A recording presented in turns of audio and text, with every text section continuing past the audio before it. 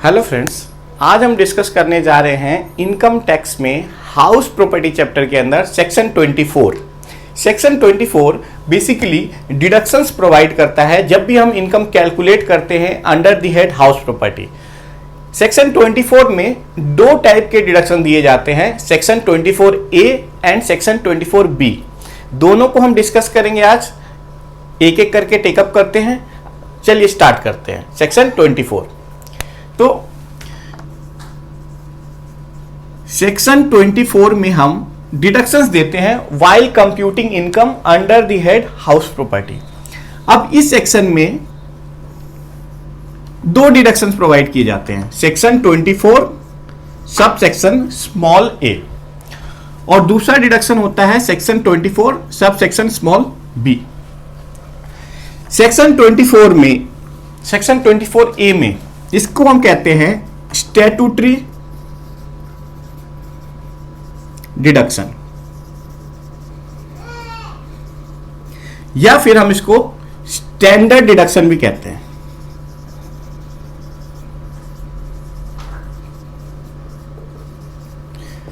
Section 24A statutory या standard deduction. Statutory deduction means वो deduction जो लॉ के द्वारा दिया जाता है, standard deduction means fixed deduction, fixed. तो ये पहले तो हम ये समझते हैं कि सेक्शन 24A क्यों मिलता है। देखिए, जब भी कोई ओनर अपना घर किराए पे देता है तो किराया तो वो रिसीव कर रहा है, लेकिन उस घर की मेंटेनेंस ओनर ही कराता है। कभी कुछ भी रिपेयर एंड मेंटेनेंस कराना हो, घर के अंदर रेनोवेशन कराना हो, कोई किसी प्रकार की प्रॉब्लम हो गई घर के अंदर तो उसको ठीक करवाना हो, तो जितने भी रिपेयर एंड मेंटेनेंस के जो खर्चे होते हैं वो ओनर करता है। अब ये खर्चे एक्चुअल बेसिस पे आइडेंटिफाई करने काफी मुश्किल होता है, इसीलिए गवर्नमेंट ने, इनकम टैक्स ने सेक्शन 24A में एक फिक्स डिडक्शन अलाउ कर दिया ओनर ऑफ द हाउस को और कहा कि आप जितना एक्सपेंस करो हम उन सभी एक्सपेंस के लिए NAV का 30% आपको माइनस करने देंगे और एक्चुअल एक्सपेंडिचर इररेलेवेंट हो जाता है कि आपने एक्चुअल में क्या एक्सपेंस किया घर को मेंटेन करने के लिए। एक्चुअल रिपेयर एंड मेंटेनेंस में कितना भी एक्सपेंस हो, हर साल NAV का 30% ही डिडक्शन मिलेगा, चाहे आपने एक्सपेंस ज्यादा करे हो, आपने मींस ओनर ने, या फिर उसने एक्सपेंस कम करे हो। जो रिपेयर एंड मेंटेनेंस या अदर एक्सपेंस के लिए जो माइनस करने के लिए अलाउ किया गया ओनर को, वो जो भी NAV कैलकुलेट होगा उसका 30% ही हम माइनस कर सकते हैं और ये फिक्स्ड है। ये फिक्स्ड है, ये मिलेगा ही मिलेगा, फिक्स्ड है, इसमें कोई कम ज्यादा नहीं होता। जो भी NAV होगा उसका 30% हम माइनस कर देंगे जब भी हम इनकम कैलकुलेट करेंगे under the head house property. तो सबसे पहले हम NAV कैलकुलेट करेंगे, NAV के बाद 24A का डिडक्शन माइनस होता है, तो वो कितना होगा, NAV का 30%। ठीक है, तो ये बेसिकली रिपेयर एंड मेंटेनेंस के लिए दिया जाता है, रिपेयर एंड मेंटेनेंस और other expense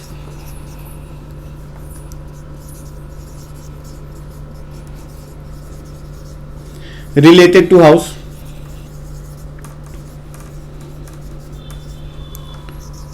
by the owner।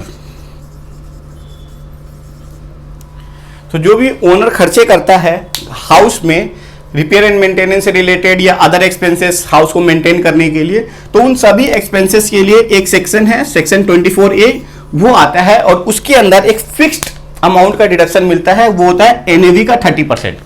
तो जितना भी NAV हमारा कैलकुलेट करके आएगा उसका 30% हम निकालेंगे और उसको 24A में माइनस कर देंगे। तो ये हमने सेक्शन 24 के अंदर 24A सेक्शन को डिस्कस कर लिया।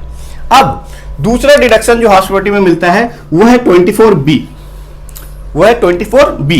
ये बहुत इंपॉर्टेंट सेक्शन है, इसको अच्छे से समझेंगे हम।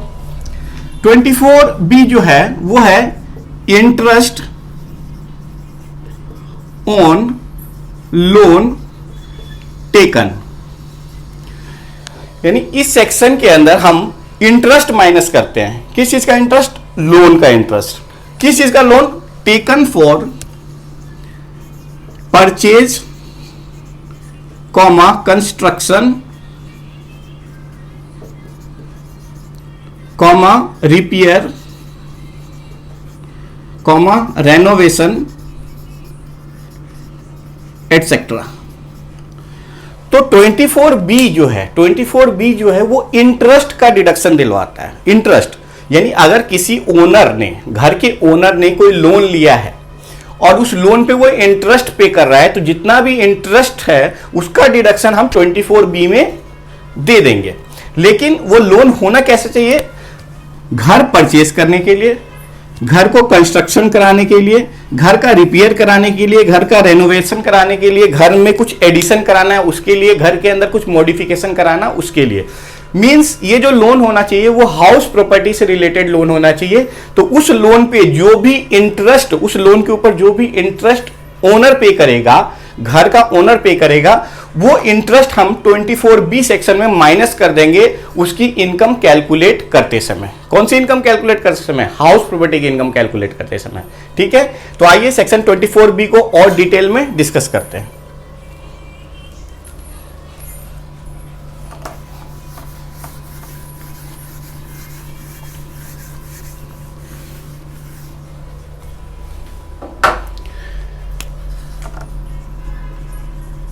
Section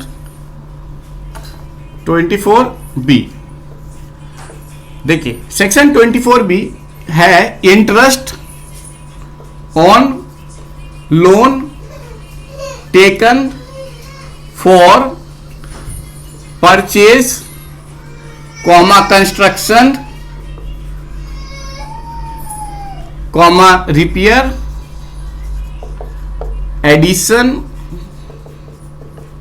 modification of house property. यानी हाउस प्रॉपर्टी के लिए अगर लोन लिया गया है, हाउस प्रॉपर्टी के रिपेयर के लिए, हाउस प्रॉपर्टी के रेनोवेशन के लिए, हाउस प्रॉपर्टी के एडिशन के लिए, हाउस प्रॉपर्टी में कुछ मॉडिफिकेशन कराने के लिए अगर कोई लोन लिया गया है, तो उस लोन पे जो भी इंटरेस्ट है वो माइनस कर सकते हैं आप 24B सेक्शन के अकॉर्डिंग। अब ये 24B सेक्शन जो है ये ड्यू बेसिस पे माइनस हो जाता है। ड्यू बेसिस पे मींस अगर ओनर ने इंटरेस्ट पे नहीं करा तो भी आप माइनस कर सकते हो 24B में इंटरेस्ट का अमाउंट। दूसरा 24B जो है ये दो चीजों से मिलकर बनता है। Previous year interest plus pre construction period instalment. जो हम 24B में माइनस करते हैं वो दो इंटरेस्ट निकालते हैं, फिर उन दोनों को जोड़ते हैं और फिर 24B में माइनस करते हैं। तो वो दो इंटरेस्ट कौन से हैं? एक तो प्रीवियस ईयर इंटरेस्ट, यानी जो भी हमारे क्वेश्चन का प्रीवियस ईयर होगा उस प्रीवियस ईयर में जितना भी इंटरेस्ट उस लोन पे लगा है उस इंटरेस्ट को हम कैलकुलेट करेंगे। दूसरा प्री कंस्ट्रक्शन पीरियड इंटरेस्ट, यानी वो इंटरेस्ट जो घर बनने से पहले लगा था। अब घर बनने से पहले जो इंटरेस्ट लगा था एसएससी के ऊपर वो इंटरेस्ट वो माइनस कर सकता है, लेकिन घर बनने के बाद जब तक घर कंप्लीट नहीं हुआ होगा ये इंटरेस्ट आप माइनस नहीं कर सकते। एक बार घर बन गया उसके बाद प्री कंस्ट्रक्शन इंटरेस्ट कैलकुलेट होता है और फिर 5 इंस्टॉलमेंट में उसको कैलकुलेट किया जाता है और एक एक इंस्टॉलमेंट आप फिर माइनस करना शुरू करते हैं। तो चलिए दोबारा समझते हैं। इंटरेस्ट जो हम माइनस करेंगे सेक्शन 24B में, ये इंटरेस्ट हाउस प्रॉपर्टी से रिलेटेड लोन का होना चाहिए। लोन का जो इंटरेस्ट है वो ड्यू बेसिस पे माइनस हो जाएगा, एक्चुअल पेमेंट की कोई जरूरत नहीं है, ड्यू हो गया तो हम माइनस कर सकते हैं। 24B में जो आप इंटरेस्ट माइनस करेंगे वो previous year interest plus pre construction period का इंस्टॉलमेंट वाला इंटरेस्ट होगा, यानी pre construction period interest instalment.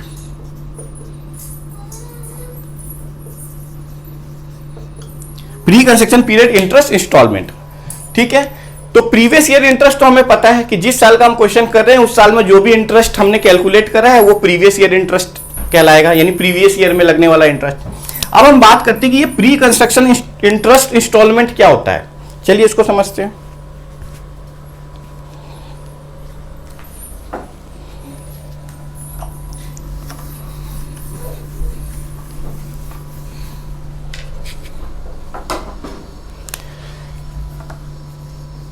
Pre construction period, सबसे पहले हमें यह समझना होगा कि ये प्री कंस्ट्रक्शन पीरियड क्या होता है।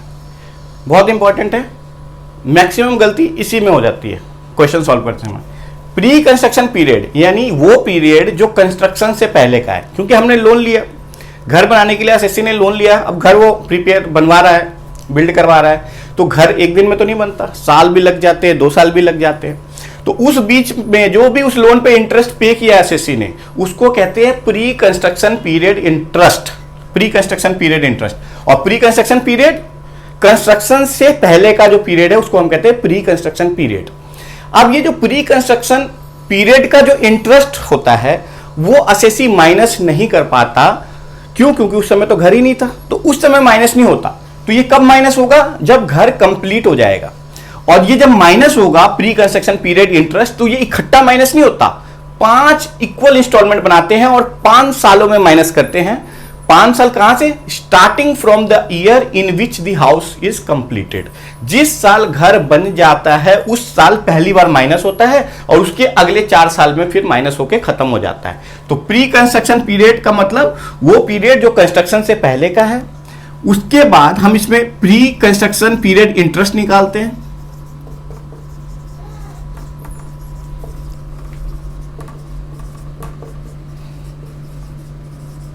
प्री कंस्ट्रक्शन पीरियड इंटरेस्ट निकालते हैं, फिर हम इस इंटरेस्ट का जो भी कैलकुलेट किया इसका इंस्टॉलमेंट बनाते हैं।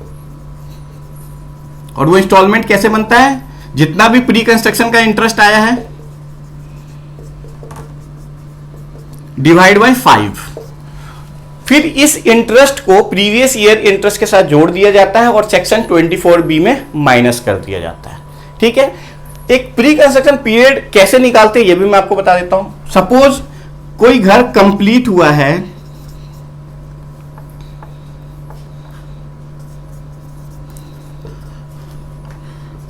5 अक्टूबर 2019, ये कंस्ट्रक्शन कंप्लीशन डेट है। इस डेट को घर बनके तैयार हो गया, लोन लिया गया था 1 मई 2017 को।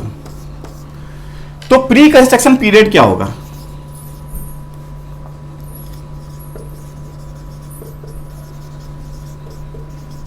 प्री कंस्ट्रक्शन पीरियड क्या होगा इसका? देखिए, प्री कंस्ट्रक्शन पीरियड स्टार्ट होता है from the date of loan. तो डेट ऑफ लोन है हमारा 1 मई 2017, इस डेट से प्री कंस्ट्रक्शन पीरियड स्टार्ट हो जाएगा। और ये कंप्लीट कब होगा? एंड कहां पे होगा प्री कंस्ट्रक्शन पीरियड? ये होगा जिस साल हमारा घर बना। तो देखिए ये कौन सा साल है? 19-20। जिस साल हमारा घर बना उसके पिछले साल के लास्ट डेट पर, तो ये जो 5 अक्टूबर 2019 जो है ये 19-20 है। तो 19-20 में तो हमारा घर बन गया। तो 18-19 इससे पिछला साल 18-19 और उसका लास्ट डेट 31 मार्च 2019, ये हमारा बन जाएगा प्री कंस्ट्रक्शन पीरियड।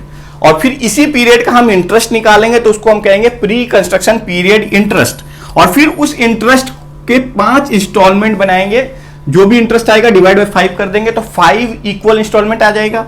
और फिर इस इंस्टॉलमेंट को जिस साल घर बना है फर्स्ट टाइम वहां माइनस होगा, उसके बाद उसके नेक्स्ट ईयर माइनस होगा, उसके बाद उसके नेक्स्ट ईयर माइनस, ऐसे करके अगले 4 सालों में इसको सारा माइनस कर देंगे और ये प्री कंस्ट्रक्शन पीरियड फिर कंप्लीट हो जाएगा। उसके बाद सिर्फ 24B में जो माइनस होगा वो प्रीवियस ईयर इंटरेस्ट ही माइनस होता है।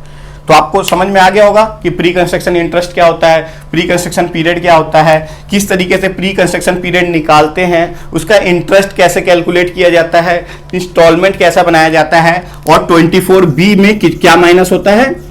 Previous year interest plus pre construction period interest instalment. तो अगर ये pre construction period interest instalment है तो माइनस कर दीजिए, अगर ये नहीं है तो फिर माइनस करने की कोई जरूरत नहीं है। ठीक है, तो ये है हमारा 24B। इससे पहले हमने डिस्कस किया 24A। ये 2 डिडक्शन सेक्शन 24 में मिलते हैं जब भी हम इनकम कैलकुलेट करते हैं under the head house property. तो आई थिंक आपको ये समझ में आ गया होगा अच्छे से। आज के लिए इतना ही, आप इसकी अच्छे से प्रैक्टिस करें। मिलते हैं नेक्स्ट क्लास में। Thank you very much.